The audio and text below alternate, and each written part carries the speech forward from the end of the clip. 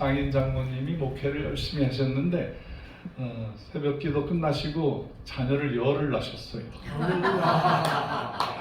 근데 온순하신 분이라서, 온유하신 분이라서 자녀가 먼저 가지 않고 이렇게 자녀가 다 잘 번성하고 있습니다.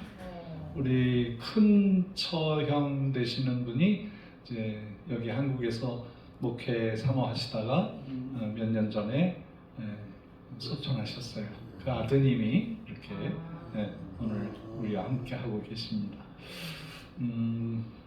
그 식구들도 번성하는데 바로 그 누나 되시는 분은 또 목사님하고 결혼하셔서 내시빌에 있는 한신교회 목회자로 지금 열심히 봉사하고 있고, 그 교회에 가서 우리 한고원을 후원하세요.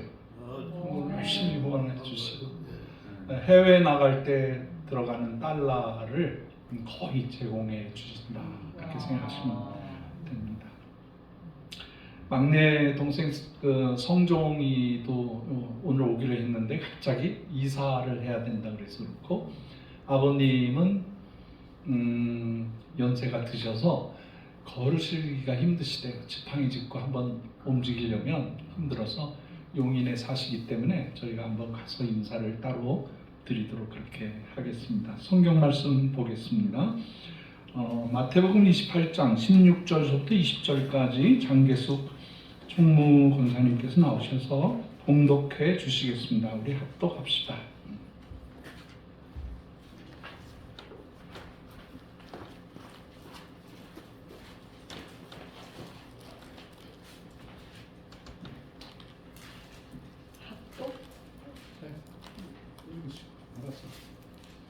열한 제자가 갈릴리에 가서 예수께서 지시하신 산에 이르러 예수를 배웠고 경배하나 아직도 의심하는 사람이 있더라.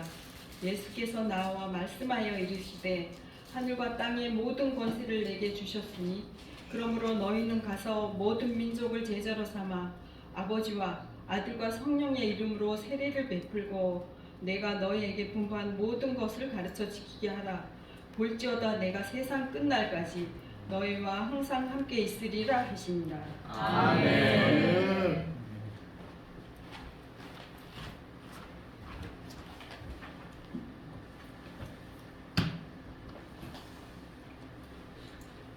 제가 안나 선교사님 덕분에 캐나다에 가서 공부도 하고 목회 개척도 할 수 있게 되었습니다. 토론토 대학 안에 있는 부설 신학대학을 다녔는데 그 도서관이 있어요. 그 아주 어마어마한 책들이 있는데 한국 책은 별로 없고 원서들이 수십만 권이 있습니다. 그 중에 미션 섹터 쪽으로 갔어요. 거기 선교, 우리 캐나다에서 나간 선교사님들이 본국에다가 선교 보고를 한 것들을 책으로 만들어 놓은 것들이 있었습니다. 그래서 그거를 보다 보니까 그 아는 선교사님, 그다음에 한국의 그 어려울 때, 조선시대의 그 어려움 당할 때 그 모습들이 그대로 선교사님들이 이렇게 하나하나 써서, 그래서 제가 그걸 읽으면서 많이 눈물을 흘렸어요. 아, 이분들이 먹고 살기 좋을 때가 아니고 그 당시 캐나다가 3등 국가였었어요.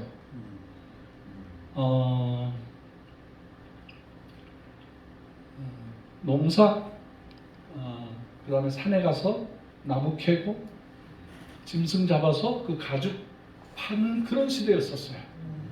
유럽에서 이민을 오고 어렵게 살고 있는 그런 3등 국가 시절에 그분들이 이 지도에도 나타나지 않았던 조선이라는 나라를 발견했어요.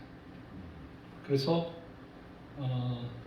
그 책으로만 봤던 그 나라를 향해서 한 분씩 선교사로 나오게 되었습니다. 그 캐나다에서 오신 분들의 연수를 다 조사를 해보니까 2,400년, 한 사람 한 사람이 예를 들어서 30년 했다. 어떤 분은 오자마자 소천하셨다. 1년. 이렇게 해서 다 계산을 해보니까 2400년. 지금 뭐 그때 조사한 거와 지금 하고 하면은 뭐 더 많은 숫자가 늘어났겠죠. 그리고 제가 고마운 게 그 우리나라에 선교사를 보내서 개화시켜 주시고 복음화 시켜 주시고 선진국으로 갈 수 있는 기반을 닦아 주신 분들인데, 학교를 세우고 병원을 세우고 세브란스 병원 같은 큰 병원을 세워 주시고, 서울 한양뿐만 아니라 대구, 광주, 전주 온 지역의 선교사님들이 흩어져서 섬기신 것을 보았습니다. 그리고 제 입장에서 볼 때는 선교해 주신 것만 해도 감사한데 우리 한인들을 이민을 받아주신 거예요. 1960년대는 유학생 한두 명밖에 없었고 70년대서부터 캐나다에서 우리 쿼터를 한국에다 많이 줘가지고 그때 우리 장인 어른이 이민을 하시고 처남들이 이민을 하고, 그래서 거기에 가족의 공동체와 교회 공동체를 세워 놓으셨어요. 그래서 우리가 살 수 있게 해주신 거예요. 미국은 요즘에 뭐 우리나라 사람들 쇠사슬로 묶고 말이야 형편없이 대우하고 동맹국인가 이게 악맹국인가 할 정도로 지금 기분 나쁜 상태인데, 캐나다는 우리나라 사람들에게 절대로 차별, 인종 차별이 없었어요. 참 좋은 나라였었어요. 그 미국은 어느 나라든지 와라, 오면은 미국식으로 살아가라 그래서 용광로에 녹여가지고 멜팅 컬처를 만들었어요. 그냥 다 녹여버려. 그래서 미국이라는 컬처를 만드는데 캐나다에서는 굉장히 섬세하게 그 나라에서 오신 분들은 그 나라 말을 사용하시고 그 문화를 이어가시고, 그러면서 조각 스테인 글라스처럼 모자이크처럼 각자 나라의 각자의 개성을 가지고 살아가도록 지원해주고 그런 문화로 만들어 가고 있었어요.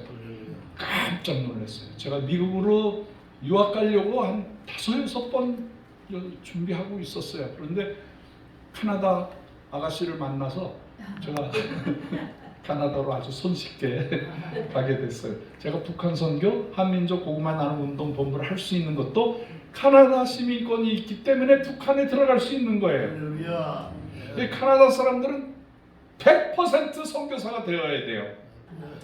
믿으시면 아멘 하세요. 김은환 집사님 아멘, 지회장님, 우리 그 재정권사님 아멘. 아멘. 모시고 갈 거야. 캐나다까지 가서 북한 선교 안 하면 반동이야, 이거 반동. 캐나다 사람들은 큰 은혜를 받았기 때문에 온 세계 열방에 나가서 선교해야 돼요. 선교해야 돼요. 제가 캐나다 도서관에서 찾은 선교사님들이 수십 명, 수백 명인데 그 중에 몇 분만 짧게 안내해 드릴게요.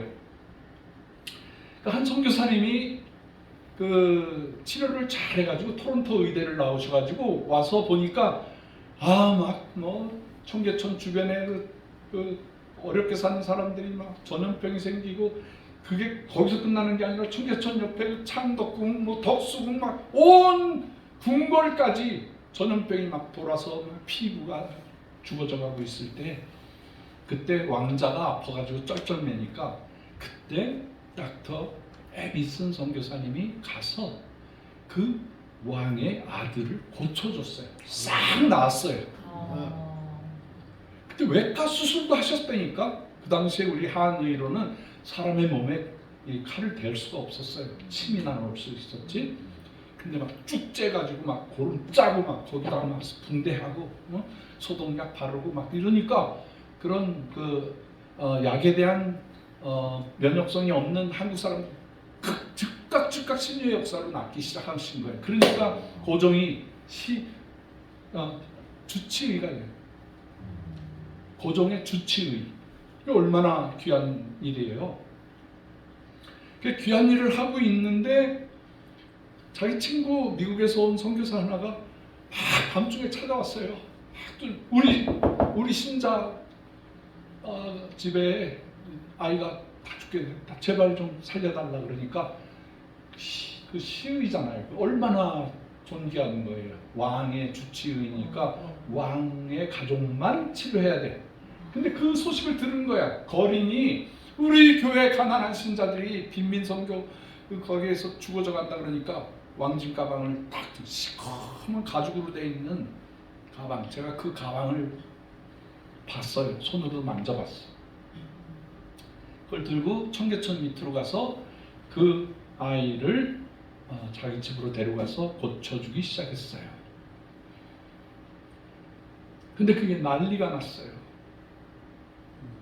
왜냐하면 그 아이가 나서 기쁘지만 시의가 왕의 옥체를 만지는 사람이 아주 불가처분, 정말 그 만지면 안 되는 백정의 아들을 만졌다는 거예요. 그래서 저 사람 내쫓으라고 불결하다고 어떻게 저렇게 자기 자신을 모르냐고. 그런데 고종이요, 사실 고종이 바보 같은 왕이 아니었어. 똑똑한 사람이었어.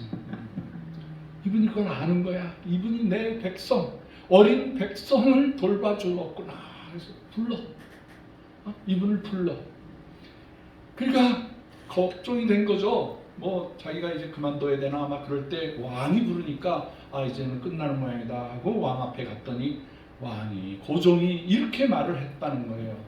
이거를 누구한테 들었냐면 제가 토론토에서 세계 선교대회를 했어요. 제가 토론토 가자마자 교회 세우고 첫 번째 한 일이 캐나다 전체 한인 사회를 선교 전략 기지로 만들어야 되겠다 생각을 했어요. 제가 불덩어리였거든요. 그때.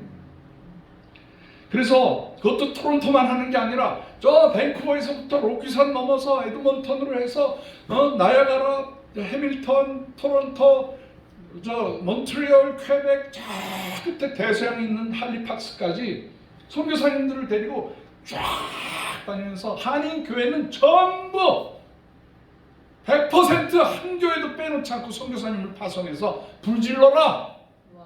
캐나다에 오신 교민들은 전부 선교사다.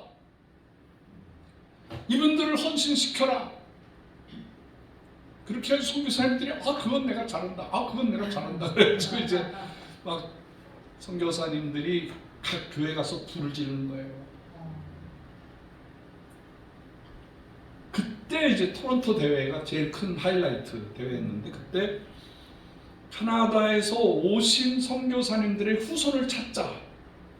하나님 그때 머리를 번쩍번쩍 빛나게 해주셔서 그 선교사님들의 후손을 찾았어. 밴쿠버의 선교사님, 그 다음에 토론토의 선교사님, 몬트리올 선교사님들을 다 찾았어. 그때 가려면 비행기 타고 5시간을 가야 되는데 그 할리팍스의 선교사님 후손도 찾았어. 그래서 대회 때 찬화를 해주려고 박수 쳐드리고 호텔비 다 대드리고 비행기값 다 대드리고 막 그래서 불렀더니 찬화패를 이렇게 드렸어요. 감사합니다. 당신의 조상이 우리 코리아를 이렇게 섬겨주셔서 우리가 이렇게 선교하는 나라가 되었습니다. 감사합니다. 이렇게 찬화패를 드리고 온 식구들을 그냥 그 대회에서 천사처럼 섬겨드렸어요. 그때 할머니 하나가 머리가 하얗고 등치도 이렇게 조그마한 할머니가 손을 이렇게 들더니 나 한마디만 해도 되냐고 그러는 거예요.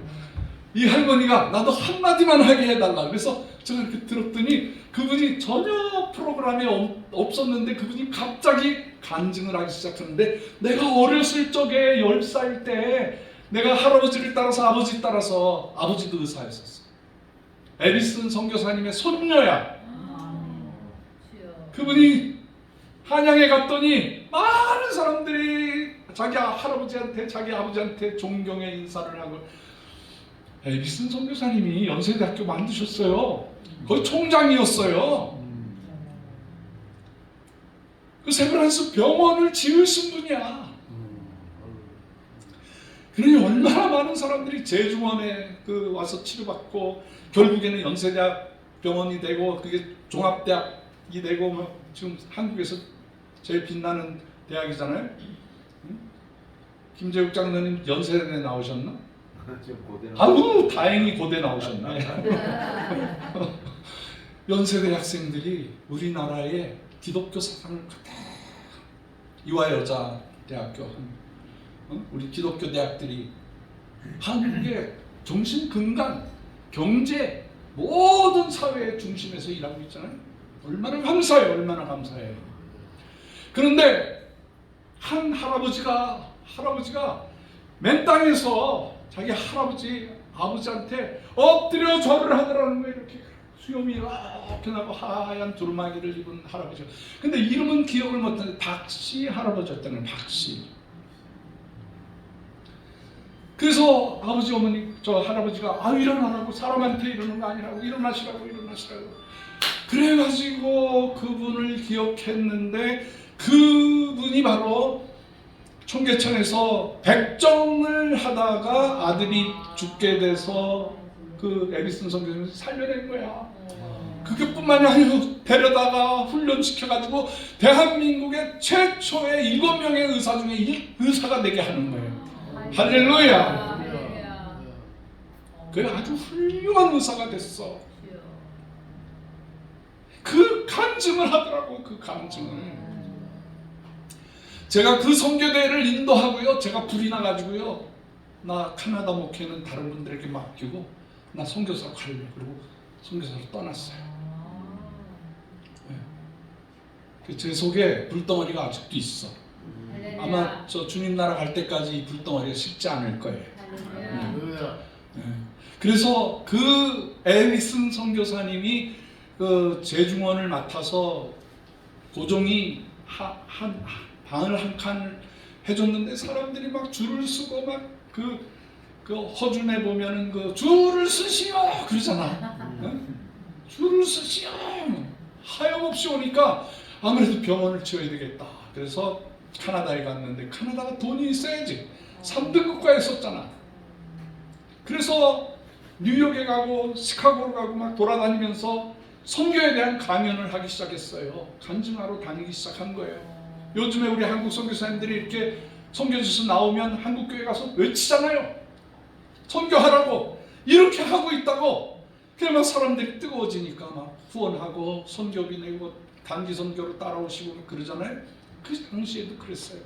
그때 아주 유명한 사람 하나가 있었어요. 루이스 헨리 세브란스라는 분을 만났어요. 이분이 강의를 듣다가 너무 감동받아가지고 식사 시간에 따로 불러가지고 우리가 어떻게 도우면 되냐고. 그래서 병원을 짓고 싶다. 그 당시에 1만 달러를 냈어요. 지금 현대 가치로는요 1,000억이 넘어요. 5천억이 넘어요. 어마어마한 돈을 한 거예요. 그 당시에 한 달에 2달러 받고 사는 시대였었어요.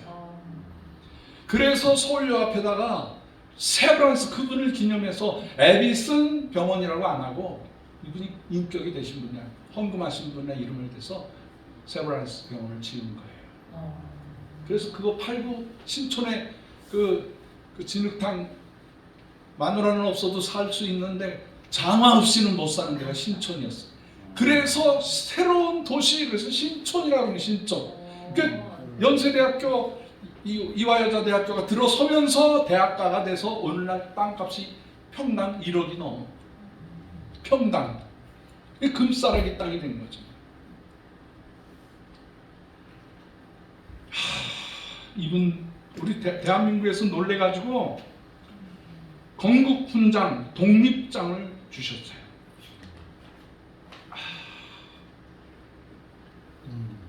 고종이 불렀을 때 얘기 좀 더 해드릴게요. 고종이 에비슨 선교사님을 불러가지고 그대는 정말 이 땅의 백성들을 불쌍히 여겨서 이렇게 살려냈구나. 고맙다. 소원이 있으면 얘기하라.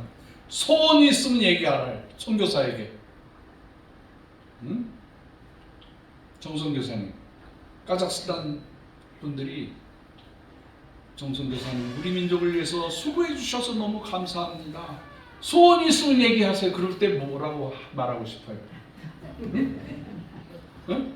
우리 정선교사님이 저를 이제 중앙아시아에 허옇게 수염이 나고 이렇게 안경 쓰고 이렇게 도사같이 생긴 사람은 아버지 그래가지고 이게 존경해줘서 뭐든지 얘기하면은 다 들어준다는 거예요.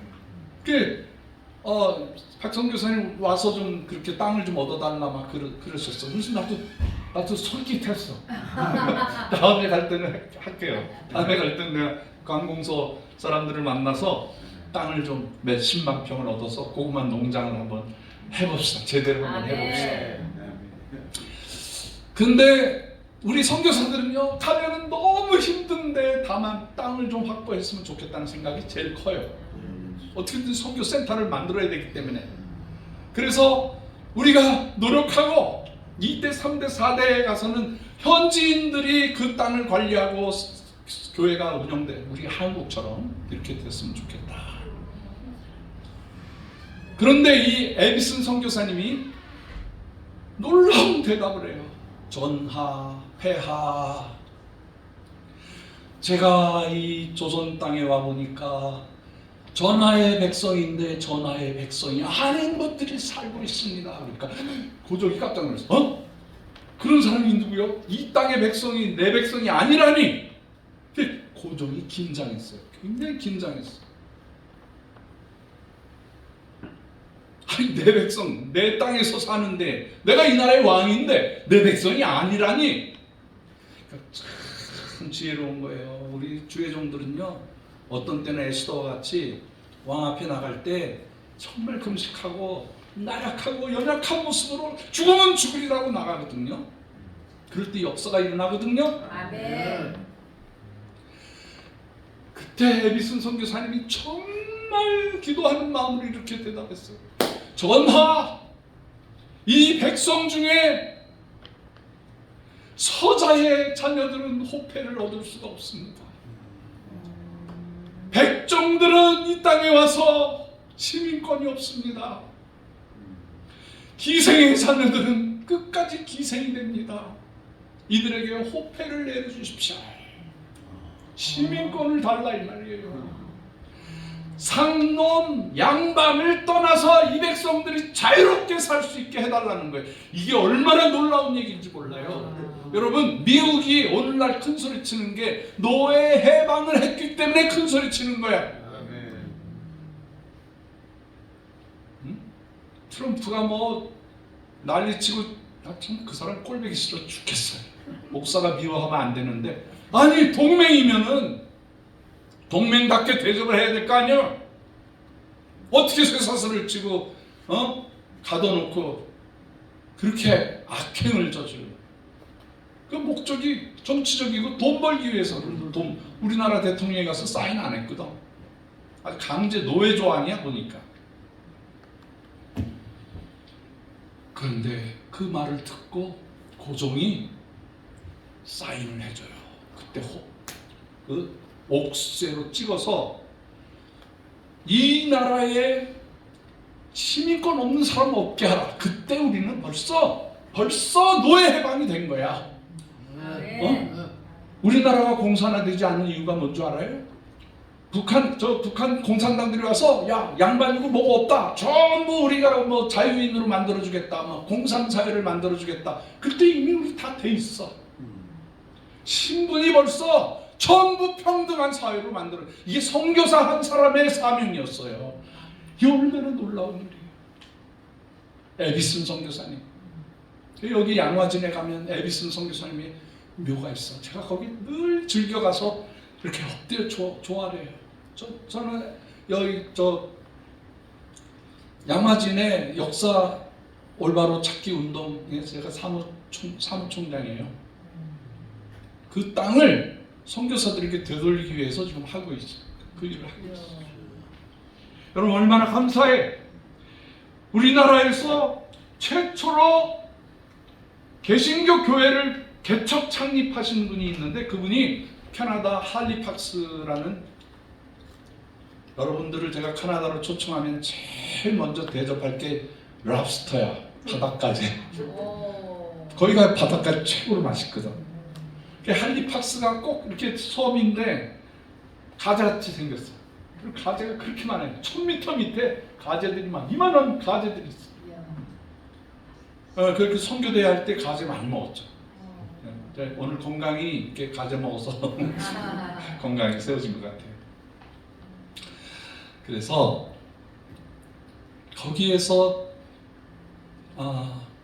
신학교를 나왔어. 그리고 23살 때 국민학교 주일학교 선생을 하다가 책에서 조선이라는 이름을 들어 처음 들어보는 이름 조선. 성령께서 역사하셔가지고 이 맥켄지 선교사님이 그 조선 땅에 가겠다고 장로교 노회 그 총회 앞에 자기를 선교사를 파송해달라고 했더니 아유 그 나라 모르겠다고 아유 그런데 가지 말라고 후원을 안 해주네. 그러니까 이분이 그러면 자비량으로 가겠다. 그래서 친척들의 도움으로 친구들의 도움으로 선교비를 가지고 조선 땅까지 오는데 거기서 거의 3개월에 걸쳐서 마차 타고 기차 타고 할리팍스 대서양에서부터 태평양 밴쿠버까지 가는데 몇 킬로냐면 8,000킬로예요. 8,000킬로. 제가 거기를 횡단을 했어요. 여러 번 횡단했어요.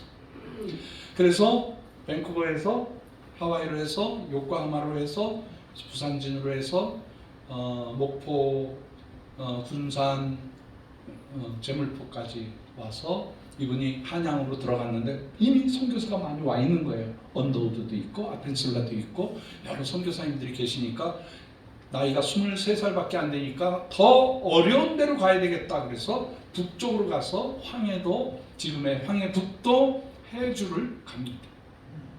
제가 해주도 갔다 왔어요. 그 선교사님 사모하는 마음으로. 근데 그때 누구를 만나냐면 한국에 벌써 예수 믿은 사람을 한 사람을 만나. 그 사람이 서경조라는 요즘 말하면 영수야. 영수. 교회에서 종도 치고 뭐 목사님 선교사님 안 계시면 자기가 성경 공부도 가르치고 그러는 분인데 뭐 장로 역할이죠. 그분과 만나서 최초의 한반도의 개신교 교회를 세웠어요. 그게 소래교회. 할렐루야. 제가 북한 통일 앞두고 지금 그 작업을 하고 있어요. 소래교회를 관광지로 만들어서 어느 날 우리가 갈 수 있으면 그 맥켄지 선교사님이 세운 첫 번째 교회를 가야 되겠다. 거기를 영적 순례지로 삼아야 되겠다라고 생각을 하고 있습니다.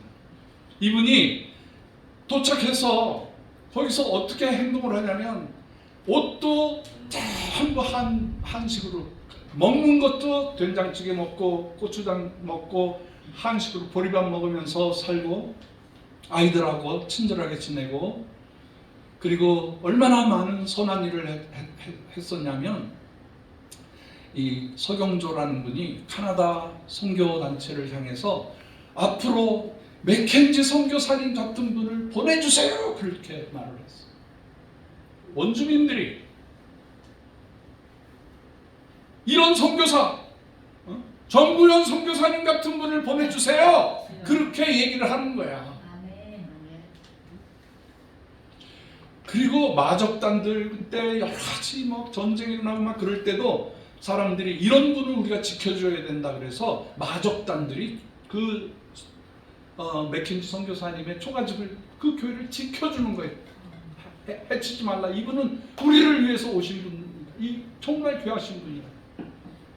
그렇게 해서 제가 맥켄지 선교사님을 사랑하기 때문에 3번을 갔어. 할리팍스까지 3번을 가서 그분이 다니던 학교, 신학교, 교회 여러 지역을 샅샅이 방문했어요. 고마운 분이죠.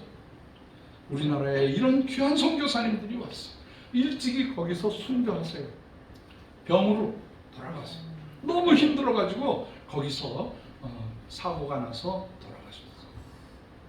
캐나다 선교사님들이 진실한 분들이 왔어요. 하디 선교사님은 선교사들이 모여서 자기 자랑하고 선교사님들이 막 별장 지어놓고 막 살고 그럴 때 그 백성들을 위해서 얼마든지. 근데 한국 사람들이요 그냥 뻣뻣한 사람들이 아니에요.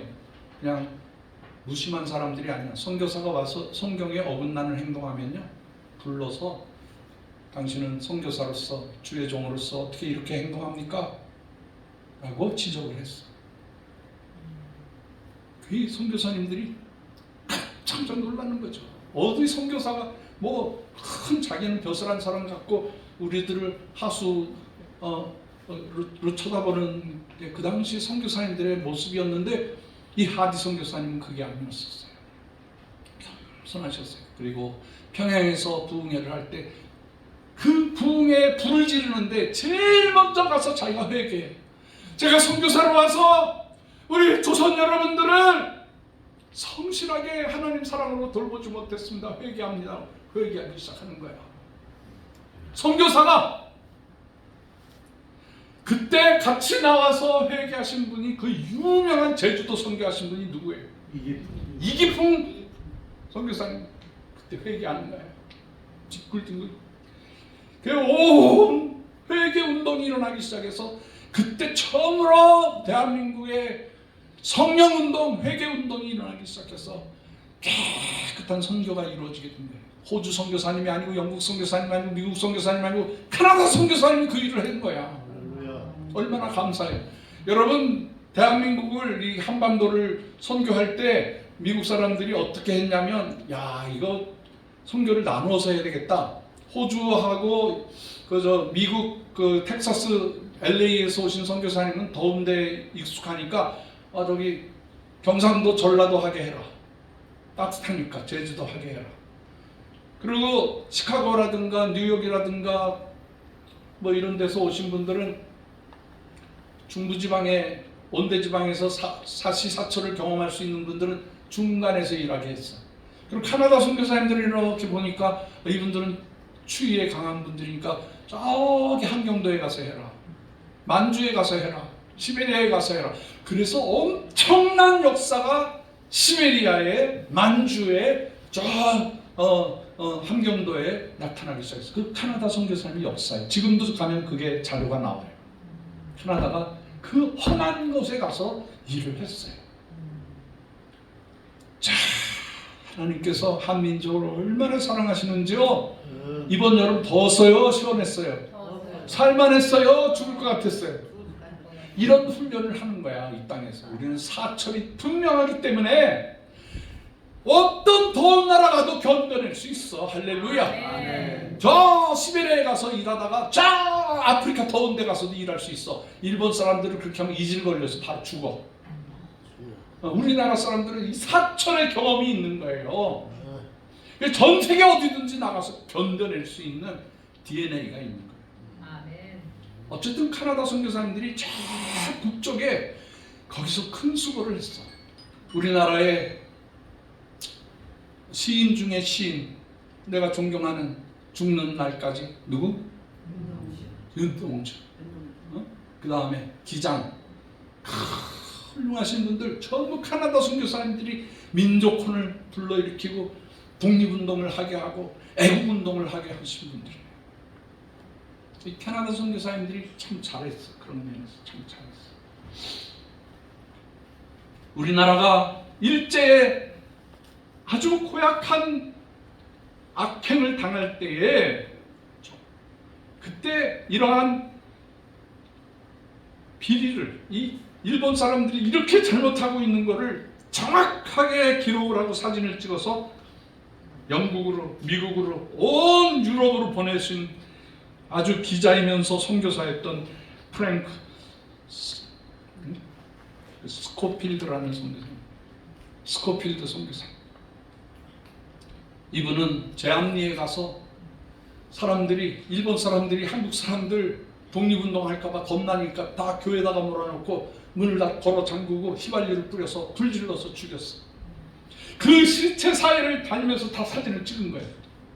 해골바가지 된 거기서 억울하게 죽은 한민족의 그 죽은 모습들을 다 사진 찍어서 몰래 보냈어. 그래서 일본이 그 만행을 하고 있다는 것을 알려주고 있었어. 이분은 선교사님 중에 가장 사랑스러운 표현을 했어. 나는 한국을 내 조국보다도 사랑한다. 내가 죽으면 이 한국 땅에다 나를 묻어달라고 했어.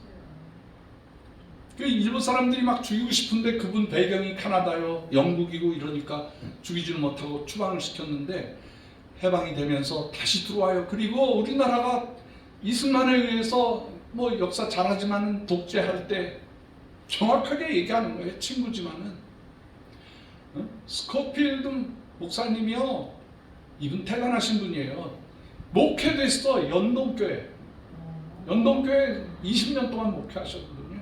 거기서 목회하는 걸 다 가르쳐주는 거야. 목회하는 걸 다 가르쳐주고, 그때 서재필이라든가 이승만이 감옥에서 고통받을 때 감옥에 가서 먹을 거 주고 기도해주고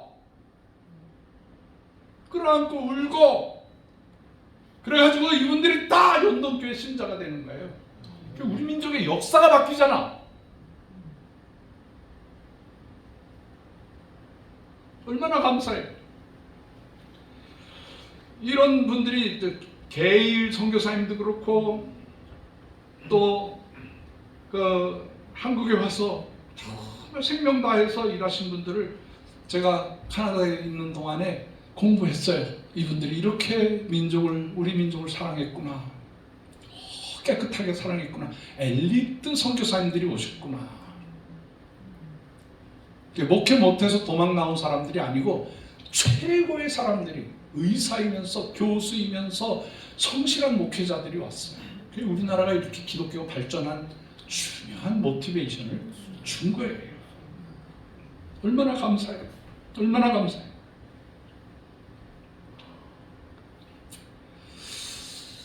제가 나이는 어리지만은 14살 때 요 삼각산 통일바위에 가서 기도하다가 성령 받았어요. 그리고 사명을 깨달았어요. 러시아와 중국과 북한을 가서 교회를 세우겠다, 거기에 복음을 증거하겠다라고 결정했어요. 그때 중학교 1학년 때죠.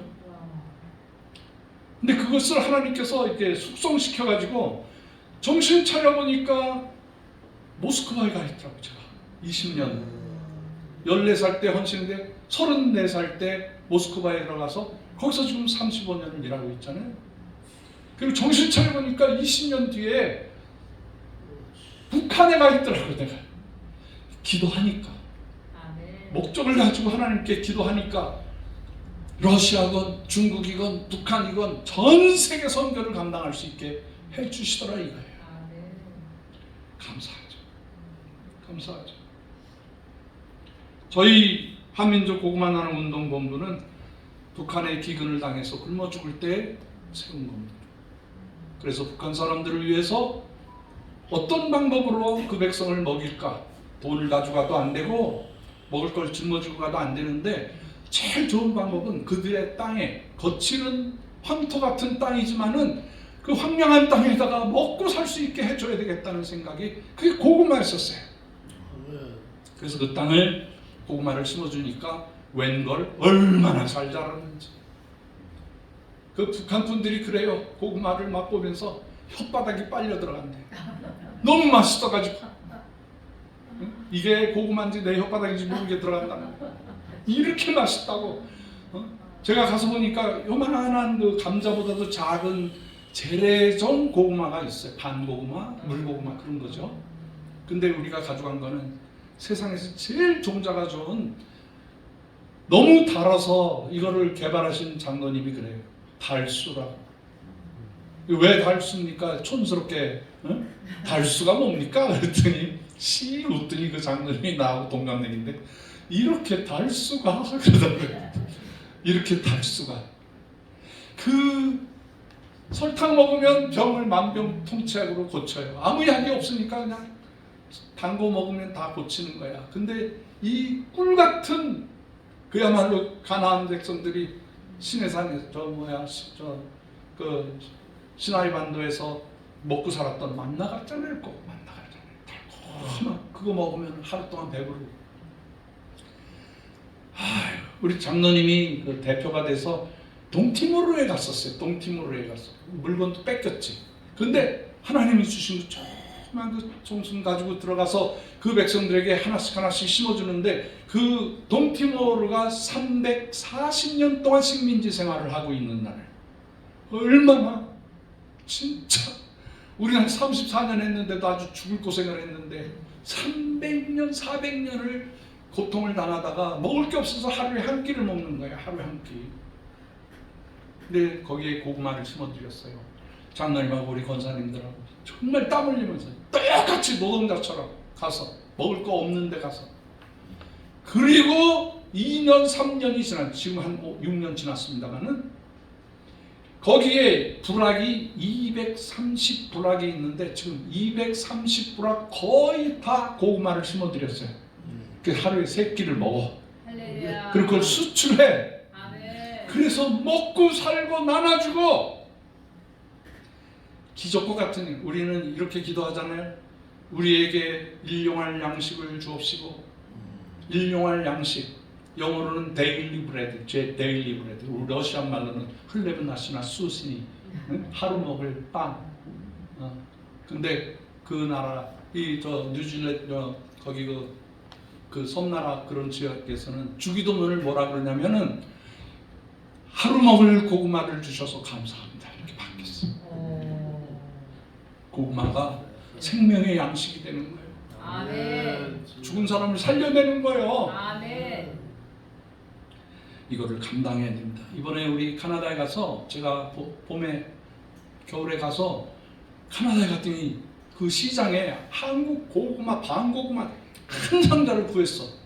아이고 이거 들고 오려면 뺏길 텐데 어떻게 이렇게 들어왔구나. 그래서 집사람을 살살 꼬셔가지고 여보 쿠바 갑시다.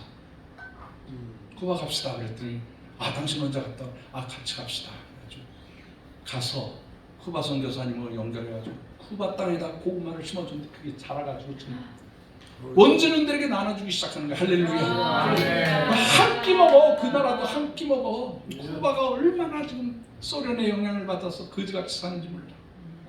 고구마로 할렐루야. 할렐루야. 김은환 지회장님 불렀어. 아유 시차 때문에 그냥 쩔쩔매셨나. 쩔쩔했죠. 거기 도미니카도 가셔야 돼. 응? 거기 중남미 싹 다니셔야 돼. 이번에 오신 김에 고구마 추수하는 것도 배우시고, 고구마 심는 것도 배우시고, 우리 김 권사님 뭐 갈 데가 많아. 수십 군데 다니셔야 돼. 집 앞에다가 고구마가 만들어서 그 중남미에 계신 선교사님들 다 먹이시고 나눠주시고 역사를 하시기를 주의 이름으로 축원합니다. 할렐루야. 박수 한번 보내주시다.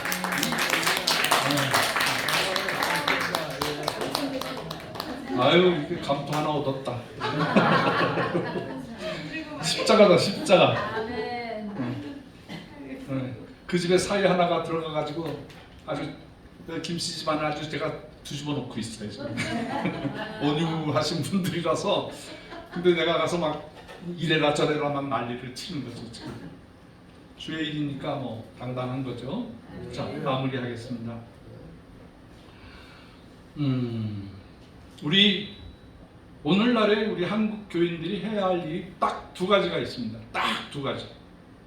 첫째, 주님께서 명령하신 지상 최대의 명령, 땅끝 선교를 이루어 드려야 됩니다. 아멘. 믿으시면 아멘 하세요. 아멘. 땅끝 선교를 해야 돼. 그래서 우리가 중앙아시아로, 뭐 남미로, 아프리카로 온 세상으로 가는 거야. 응? 이거보다 더 중요한 일이 있어. 제가 이렇게 표현합니다. 이거보다 더 중요한 일이 있어. 남북통일, 복음통일을 해야 되는 겁니다.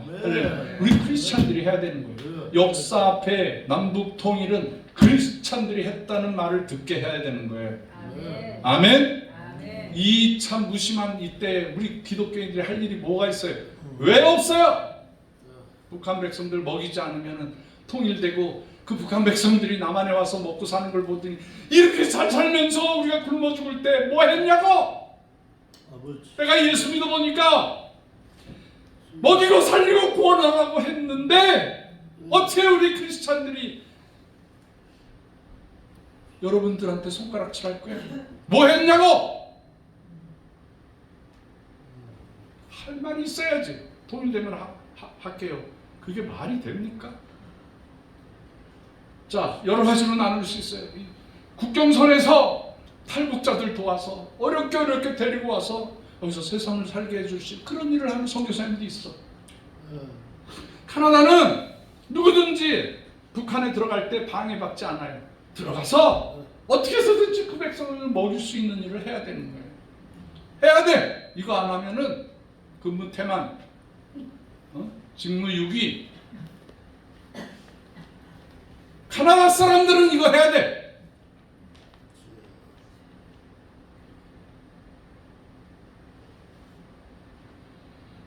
이렇게 해서 세계 선교를 완성해. 세계 선교 완성했다 그러는데 북한 선교 못했다. 이거 완성이 아니야. 어떻게 해서든지 때를 얻든지 못 얻든지 북한 백성들을 주의 이름으로 구원해야 되는 줄 믿으시기 바랍니다. 아멘. 김은정 집사, 이거 감당해야 돼. 이거 감당하려고 하나님이 한국에 보내주신 거야. 그래 안 그래 우리 서방님이 성을 잊어버렸다. 진서방. 그래 거기 카나다에 가서 빨리 시민권을 얻든지 그래. 그러니까 같이 들어가야지. 북한에 가서 이 잘생긴 사람들이 아들 데리고 들어가봐 난리 나지 그냥. 이렇게 잘생긴 사람들이 왔다고. 이 설교는 제가 여기서 마치는데 오늘 카나다에서 한국에 와서 거류하고 계시는 분들은 헌신하는 자세, 북한 선교에 헌신하는 자세로 나와서 특별 찬송을 하도록 은정이가 올 때까지 기다렸어 내가. 이 집안이 또 찬양을 잘해요. 아주 가수도 있고 좋은 집안들입니다. 네, 그래서 제가 이 집안을 전부 북한으로 끌고 가고 세계 선교사들로 쓰고 우리 조카들, 손주들을 선교의 대를 이어서 감당하게 되기를 주의 이름으로 축원합니다. 기도하겠습니다. 거룩하시고 자비로우신 하나님 아버지 감사합니다. 오늘 캐나다에서 이렇게 귀한 당신의 자녀들이 왔습니다. 이 재단에 왔습니다. 이 재단에 와서 북한 선교와 연결이 되게 하시고 북한 선교의 큰 밑거름이 되게 하시고 전사가 되게 하시고 북한 선교의 사명을 감당하는 주님의 귀한 종이 되게 하여 주시옵소서. 오늘 이렇게 귀한 예배를 인도해 주신 하나님 아버지께 감사드리오며 예수 그리스도의 귀하신 이름으로 간절히 기도드렸사옵나이다. 아멘. 자, 이 시간에 다 나오세요. 우리 세종 목사님 중심으로 해서 우리 가문의 18번 찬양 하나 불러주세요. 나오세요. 하나.